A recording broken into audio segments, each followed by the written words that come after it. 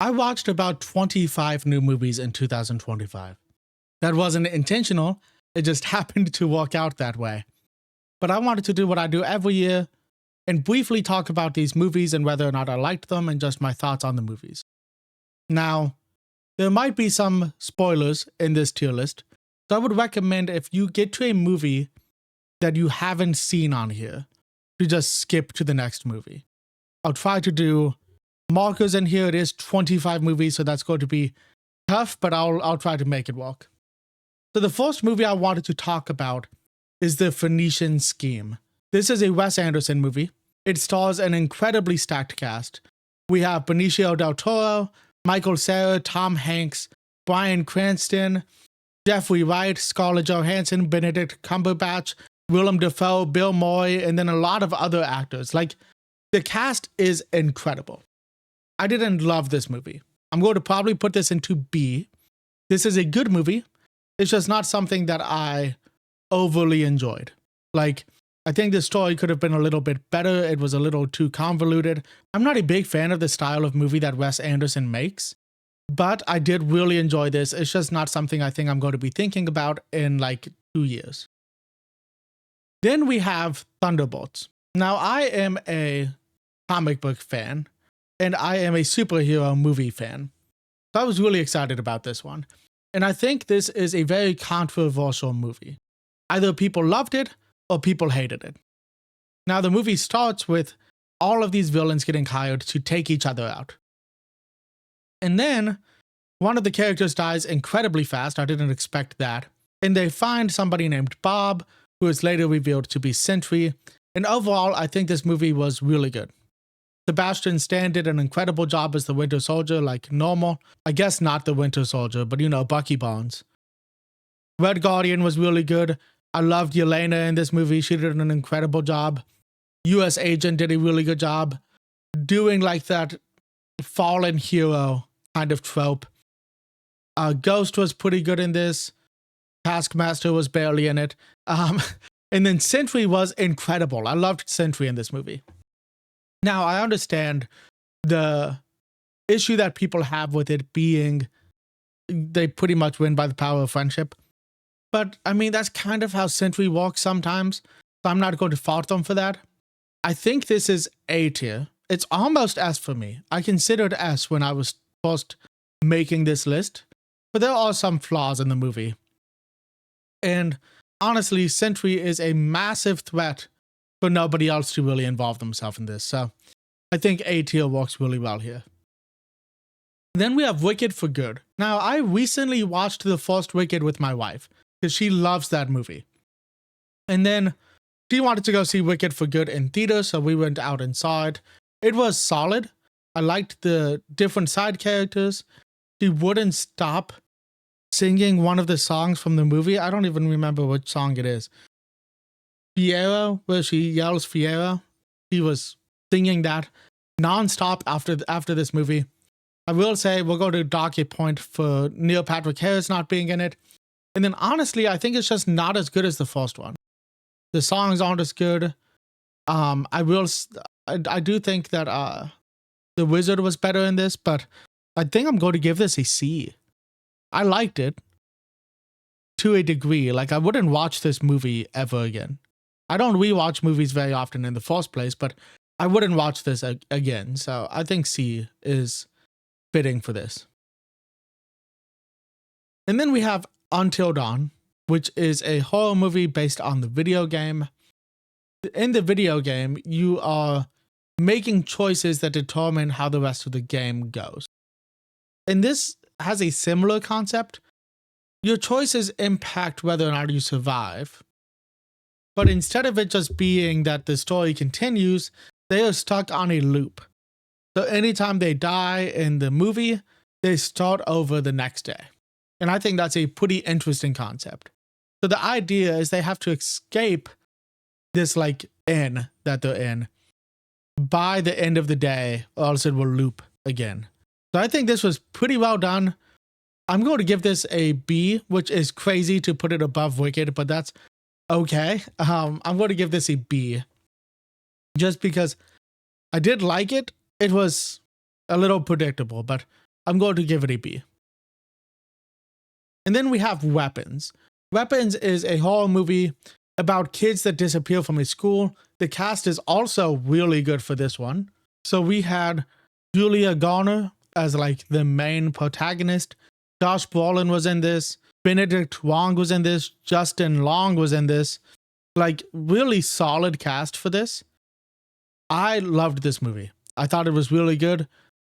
It had a few good like jump scares, but I think my favorite thing about the movie was there were some very funny moments that helped give a little bit of levity to the story, and it kind of made you anxious throughout the movie, which is my favorite type of horror movie. So I really enjoyed Weapons. I would definitely recommend going to watch it. I'm going to put Weapons into A. And after a tiny bit of thought for Until Dawn, I realized that I wouldn't recommend it to my friends, so we're going to move that down to C. That didn't take me very long to decide, but we're going to move that down to C. Then we have Wake Up Dead Man, which is a Knives Out mystery. So this is the same detective from Knives Out and Glass Onion. And I very recently watched this on Netflix, I think. And it's about a priest that mysteriously dies during Mass. And I thought this was really good. I will say the culprit was very predictable. Like, near the beginning of the movie, I looked at my wife and I'm like, oh, that's the person who did it. Like, I think it was incredibly predictable. But the way that they did it wasn't predictable. I didn't expect the ending with the tomb and everything like that. I am being vague about this, and I don't necessarily know why, because I said there would be spoilers, but I did like the way that they did like the tomb and everything. I'm going to give this A. I did really like Wake Up Dead Man. I thought it was incredibly good. This also has a very good cast. You have Daniel Craig, obviously, as Benoit Blanc. Josh Brolin's in this one as well. That's odd. I didn't realize that both of these movies had Josh Brolin in them. Glenn Close is in this. Mila Kunis. Andrew Scott's in this. Thomas Hayden Church is in this. Jeremy Renner. Josh O'Connor did an amazing job as one of the priests. Jeffrey Wright is in this as well. He was in Phoenician Scheme, I believe, earlier when we were talking about that. It says Joseph Gordon-Levitt is in this. I don't remember him being in this movie, so that's a bit odd.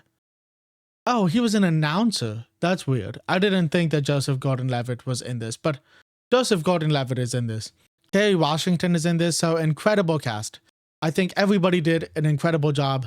We're going to put this into A. Next, we have 28 Years Later. I did not think this movie would be that great. I loved it. Now, most people didn't love this movie. I don't remember much about 28 Days Later. I don't even know if I saw 28 Weeks Later. I think I did, but it was kind of forgettable. This might be that I'm not influenced much by the previous movies. I think the alphas was sick. I was a bit caught off guard by the alpha. I think everybody was. The bow hunting scene with the kid and the crawlers made me very tense. The doctor character in the movie was great. I'm excited to see the sequel to this, which is Bone Temple, which I believe is coming out in like a couple of weeks at most. It might come out next week. So I'm excited to see the sequel to this. I really enjoyed 28 Years Later. I'm going to put this into A as well. A is becoming pretty stacked, but I'm going to put this into A as well. Next is a movie that I didn't realize came out this year. This year has been this last year was very long for me. I didn't realize that a lot of these movies were released in 2025. And that is a Minecraft movie. So Jack Black did really well in this. He did play a stereotypical Jack Black character. It wasn't anything super impressive. I didn't love Jason Momoa's character. The babysitter didn't seem like she needed to be in the movie. I don't understand what her role was necessarily. The kids are apart from each other for most of the movie. The cast is apart from each other for a lot of the movie. It was fun. I think the memes helped the movie more than anything else. I'm going to give this a B. I kind of want to give it a C, but I think we're going to go B here. It's not a bad movie. It just was a little overhyped, I think. I don't love the movie. I think Jack Black did well. I think the memes carried the movie. I think some of the CGI was good, although sometimes a little uncanny. But I did enjoy this movie. Next, we have Captain America Brave New Day. This is the first Captain America movie with Sam Wilson as Captain America. This was okay. I think Sam Wilson does a good job as Captain America. And the guy who plays Sam Wilson does a good job as Sam Wilson. I liked Falcon in this movie. He did pretty well. It was underwhelming. I think the movie might have been better if Red Hawk wasn't revealed during the trailers. Like, it was a cool part of the movie, but if people hadn't been expecting it, it would have been a lot better. Comic book fans know that General Ross can become Red Hawk. They revealed too much in the trailer of him becoming Red Hawk.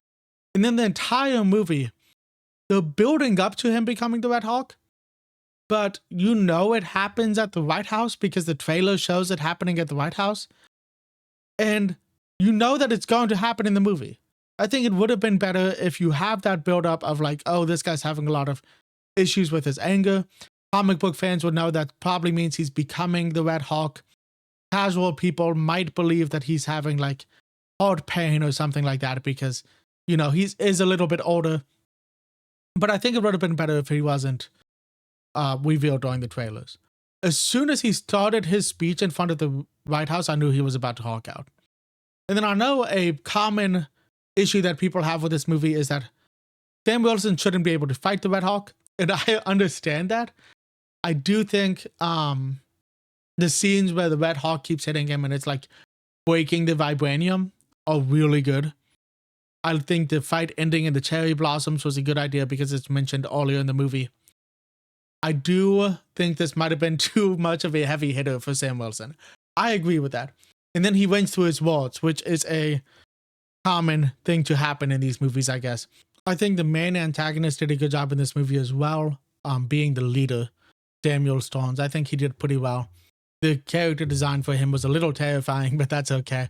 And I liked that Isaiah Bradley was in the movie. I liked that you get to see Bucky Barnes for a moment.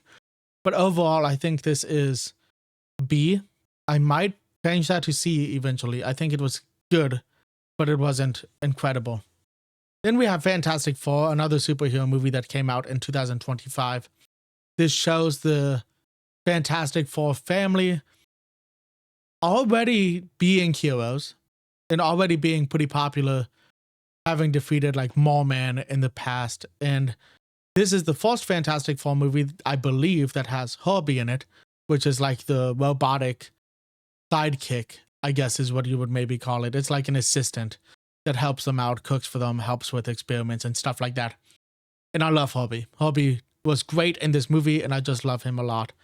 I was skeptical about this movie because I didn't love the casting choices. I think everybody crushed it. This was maybe my favorite iteration of The Thing because he is pretty comic accurate.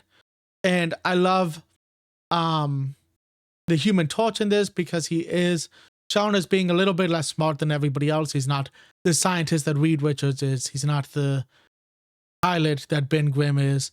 Like, he is shown as being less smart, but then he figures out that alien language. Vanessa Kirby did incredible in this movie as Invisible Woman. I believed her as a mother a lot when she was going through her pregnancy, and then after the baby was born, she just gave a maternal vibe, and I loved that. Pedro Pascal blew my expectations away. I didn't think he would do well as Reed. I'm going to be honest, when he got cast, I was skeptical. I like Pedro Pascal. It didn't seem like a role meant for him. And I think my biggest surprise was how accurately he played Reed. He did play Reed like Reed is autistic, which I think is very possible. But I loved his portrayal of Reed Richards. And Galactus was such a good villain in this. The threat of him, the scale of him was really good in this movie. And then the Silver Surfer was surprisingly good. I didn't know how I would feel about them not using the traditional Silver Surfer. So overall, this is going to be our first S. I loved this movie. This was incredibly good. I loved it so much. Then we had Frankenstein that came out this year on Netflix. This was directed by Guillermo del Toro. It has Oscar Isaac, Jacob Elordi, Mia Goth, Christopher Waltz, like just a really good cast here as well. I loved this movie. Oscar Isaac does a really good job as Victor Frankenstein. Jacob Elordi does an incredible job as the Frankenstein's monster and showing like his strength and everything, that unnatural strength that Frankenstein's monster should have. And I did love this movie. I think it was just incredibly well done, incredibly well paced. I'm just now realizing there is a little mannequin head in the background of this video. You see that? Crazy.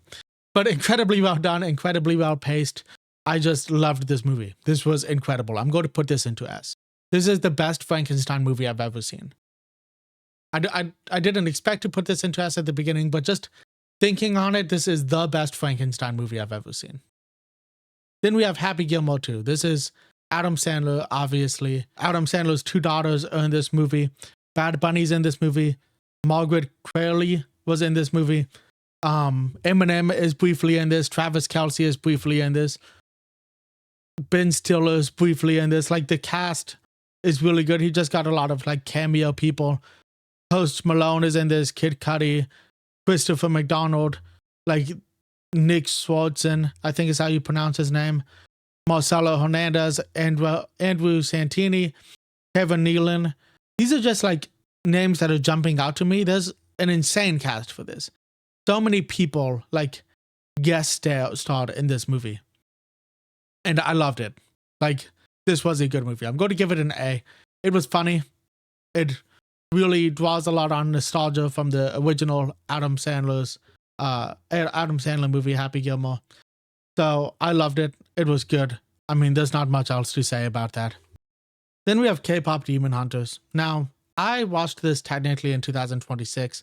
Before making this video, I am behind on this. My nieces love this movie. Most people love this movie. I think the songs are solid. I'm not like a K-pop fan. This movie wasn't made for me. I decided to watch it to see if the hype was worth it. This movie wasn't made for me. I think it was well done. The animation was good. The fight scenes were solid. I'll give it a B.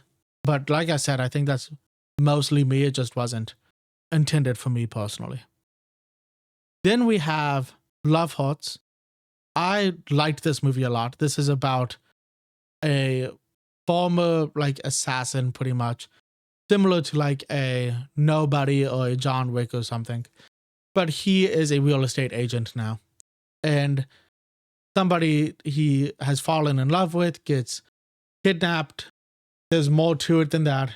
He goes and tries to hunt them down. I guess not somebody he's fallen in love with. Someone he was in love with. Like, they have a past together. Gets kidnapped. And the main actor for this did an incredible job. I haven't seen him in much, so I was pleasantly surprised. Like, he did a very good job. I don't know how to pronounce his name. Hugh Kwan, maybe? I don't know. I don't know how to pronounce his name, but he did a very good job. And then I think the supporting cast did a very good job here as well. This was your stereotypical like action comedy. This was good though. I'm going to give this a B. I loved this movie. Like, it was incredibly good for what it was. Then we have Lilo and Stitch, the live action adaptation. I'm going to just give the rating now, and it's going to be controversial. This is an A-tier movie. People have been too critical of this movie because it's not close enough to the original movie. It's not close enough to the original animated movie. The story's good. The actors do a good job. I do wish that they had had a closer relation with the old one for the aliens, because the two aliens, I think they could have looked more like aliens. That was kind of the joke in the original one, is that they were trying to pass as humans, but they were just wearing outfits. And then they got rid of an alien, the big dude. I don't remember his name. They got rid of him. So that was kind of tough. So, I mean, I think this is a good movie. I don't have a lot of issues with it. There's not like any Elvis music in it, which I thought was a little odd because that was such a key part of the first movie, but I loved this. I think it's an A movie. I watched this at a drive-in with my wife and we both enjoyed it. Then we have Now You See Me, Now You Don't.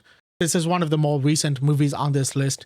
And I have been a huge fan of the Now You See Me movie movies since the first one came out. I'm a big fan of magic. I love magicians, and they were just so well done. Like the heist and everything were just incredible. I liked this one. Now, the original cast does a good job. I mean, obviously, they've done 2 of these already. The characters are established. These guys do a good job. I don't love the new cast. So, like, the plot of this is that there's new magicians helping take up the mantle. And I don't love the new cast. The old cast has broken up at this point. They bring everybody back throughout the movie. But the new cast, I don't think there's as much synergy. I do love the reveal at the end. I think this is one of the better heist reveals at the end of the movie. But I don't love the new cast. I think they're not as good as the original. And I think that can be kind of tough. I'm going to put, this hurts me a lot. I'm going to put Now You See Me, Now You Don't into B tier as well. Then we have Novocaine. Novocaine is another action comedy movie with, I think it's Jack Quaid. Is that his name? I believe he's Dennis Quaid's son. Yeah, Jack Quaid as the protagonist. And Jack Quaid's character, Nathan, cannot feel pain. He has a disease that doesn't allow his pain receptors to work. So he can't feel pain. He doesn't eat like solid food because he's afraid he's going to bite his tongue off. It's the main part of this movie. A woman that he falls in love with gets kidnapped. There's a lot more going on with that because she's kind of tied into the entire problem. And he goes and hunts her down.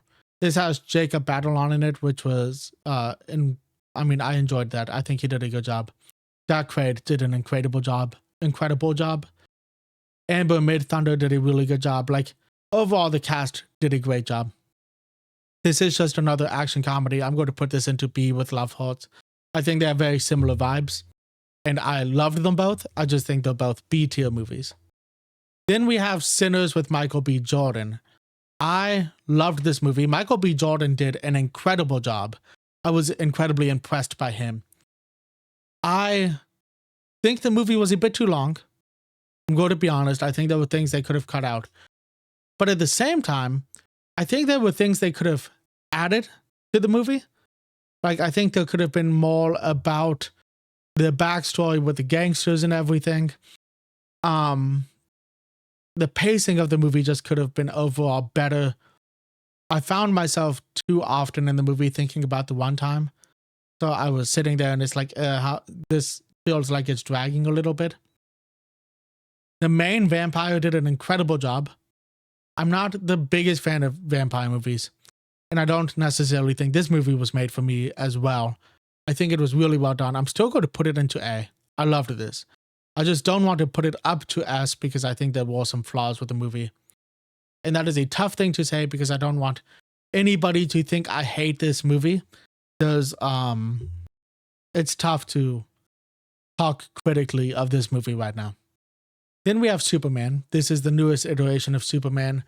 This is David Cornsweet as Superman. Nicholas Hoult is in this as Lex Luthor. Then we have Hawkgirl. Supergirl is briefly in this. Lois Lane's in this, obviously.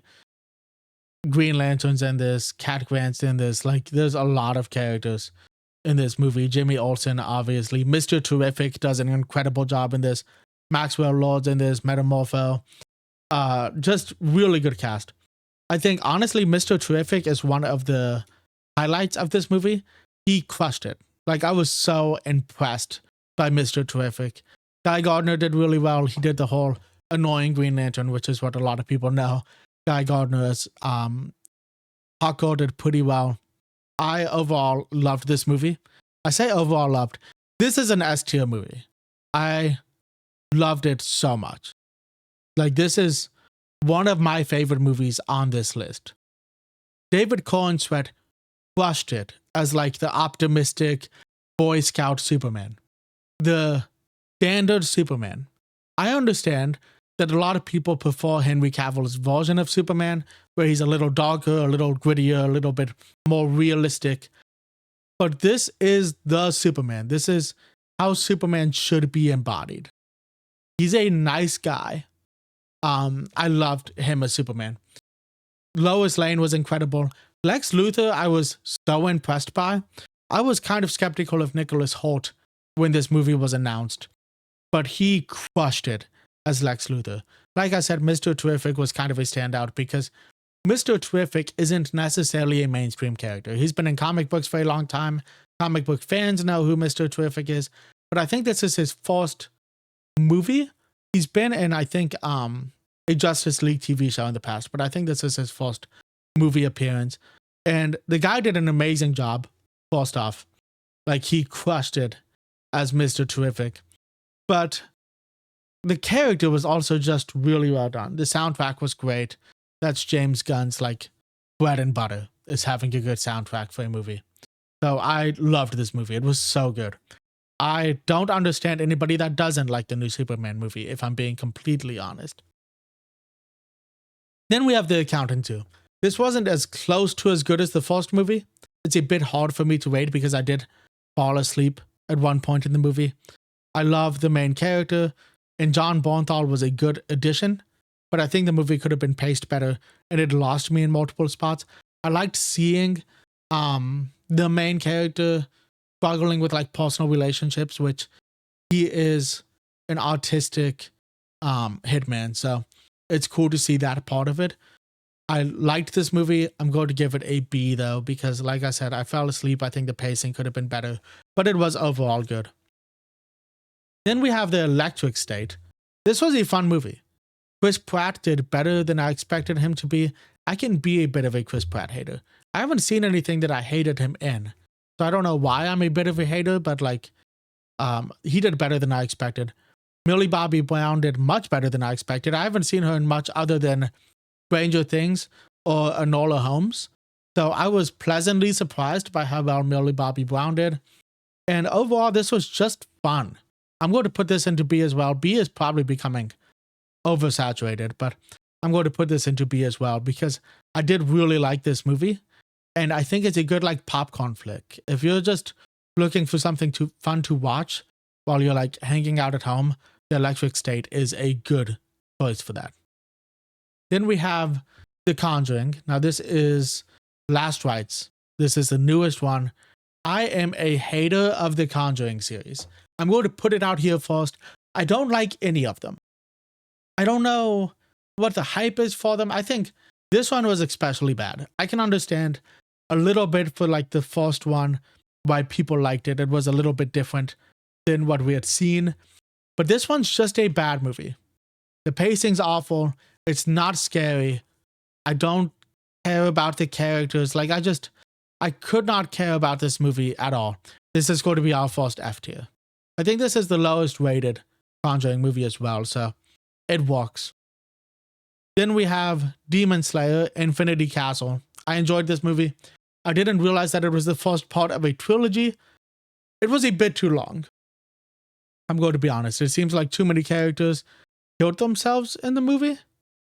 Zenitsu's master, Akaza's dad, Akaza's master's wife, and Akaza all killed themselves in this movie. So that was crazy. I loved seeing Zenitsu lock in, and the fights were beautiful, so I'm going to put it into A. And I'm going to be honest, I'm pretty much only putting it into A because of Zenitsu and the fighting, because like I said, there's an insane amount of just people killing themselves, and there's too many flashbacks. The movie could have been so much shorter if there weren't such an insane number of flashbacks. A might be a little bit too high, but we're putting it into A. Then we have Marty Supreme. This is the newest movie on this list. This came out on Christmas. It has Timothée Chalamet as Marty Supreme. A lot of random other characters. Kevin O'Leary's in this. The guy from Shark Tank, Mr. Incredible. Or Mr. Wonderful? Mr. Wonderful, right? I think Mr. Wonderful. Gwyneth Paltrow's in it as a movie star. Or, I mean, retired actress. Tyler, the Creator, is in this, which I am impressed by. There's other people. Why am I... Odessa Zion did a really good job as Rachel. Like, overall, cast was incredible. I loved this movie. This is a movie about a table tennis player, but it's inspirational and it's fun to see such a manipulative character. The main thing about Marty Mouser is that he manipulates everybody. Like, you should not trust Marty Mouser. He just wants to make it through any means necessary. He wants to win table tennis. He wants to be the champion, no matter who he has to step on. There is a surprising amount of death in this movie. A lot of people die in Marty Supreme. It's crazy. This is not really based on anything. It's based off of a table tennis player named Marty, but just so loosely. I doubt the guy had a lot of run-ins with like mobsters and crap. So it's loosely based off of a guy named Marty. Timothée Chalamet crushes it in this. This might be like his best performance. He does an amazing job. The only criticism I have is that they keep advertising this like orange ping pong ball through the press ones and everything. The orange ball is barely in this movie. They talk about it. They pitch the idea. They buy balls. And that's it. That's the end of it. So I loved this movie though. It really makes me want to play table tennis. And my wife says I'm not allowed to get a table tennis table, but that's okay. A ping pong table. Let's call it ping pong. A ping pong table. I'm not allowed to get a ping pong table. It's crazy to me, but I'm not allowed to get a ping pong table. Next, that was a weird rant. Oh, not next. This is an S tier movie. This is my favorite movie of the year, probably. I loved this. This was so good. Next, we have Heads of State. So, Heads of State is a movie about the president of the US and the prime minister of England getting themselves into a little bit of trouble. So, this was funnier than I expected it to be. The dynamic between John Cena and Idris Elba was the best part of the movie. They play off of each other really well. One of them's the serious leader. The other one's kind of goofy. He used to be a movie star. I didn't think I would like this, but it was more fun than a lot of other movies that I've watched. And surprisingly, I'm going to put this into A tier. I loved this movie. Like, this was incredibly good. This was one of my favorite, like, action comedies this year, and it was a really good like buddy film. So I loved this movie. That is my tier list, my 2025 movies tier list. I hope you guys did enjoy this. If you disagree with any of my takes, please leave a comment. If you agree with any of my takes, please leave a comment. If I got anything wrong, leave a comment. If there's any movies you're looking forward to in 2026, leave a comment. And other than that, guys, I hope everybody is having an amazing day. I hope you are having an amazing start to the new year. And until next time, peace.